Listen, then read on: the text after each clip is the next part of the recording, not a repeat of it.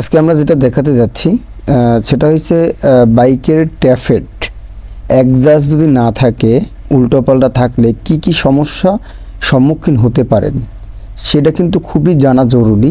সেক্ষেত্রে শুরু থেকে শেষ পর্যন্ত যদি ভিডিওটা দেখেন তাহলে আপনি অনেক কিছু বুঝতে পারবেন। তাহলে শুরু করা যাক। আসসালামু আলাইকুম বাইকার্স, কেমন আছেন? আলহামদুলিল্লাহ অনেক ভালো আছেন আশা করি। আমি মোহাম্মদ তুহিন খান, বাইক সার্ভিসিং বিডি চ্যানেল থেকে আজকে আপনাদের মাঝে আবারও নতুন রিভিউ নিয়ে চলে আসলাম।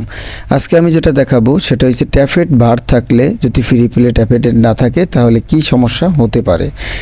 অ্যাকুরেট যদি ট্যাফেট টাইট না দেওয়া হয় তাহলে কি কি সমস্যা হতে পারে সেটা সম্পর্কে আজকে আলোচনা করব। আমাদের পাশে থাকবেন এবং ফুল ভিডিওটা দেখবেন, আরও 10 জনকে শেয়ার করবেন। আপনি যেরকম উপকৃত হচ্ছেন আরও 10 জনকে উপকৃত করবেন আশা করা যায়। কেননা এত কষ্ট পরিশ্রম করে আপনাদের জন্য কত সুন্দর সুন্দর ভিডিও বানাই দিই, যে এই ভিডিওগুলো যদি আপনারা যদি আরও 10 জনকে শেয়ার করেন তাহলে আপনার মতন আরও 10 জনের মানে উপকৃত হবে।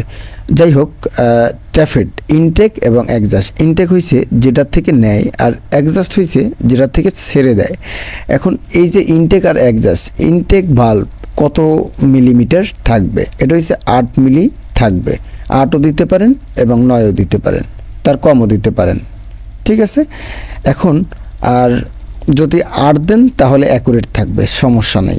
আর এক্সজস্ট হচ্ছে 24-এর ভিতরে রাখতে হবে। হ্যাঁ, এই দুইটা যদি এরকমের না থাকে তাহলে আপনার গাড়িতে কি কি প্রবলেম হতে পারে। আপনার গাড়ির টান কমে যেতে পারে, আপনার বাইকের তেল বেশি খেতে পারে, আপনার গাড়িটা হিট হতে পারে।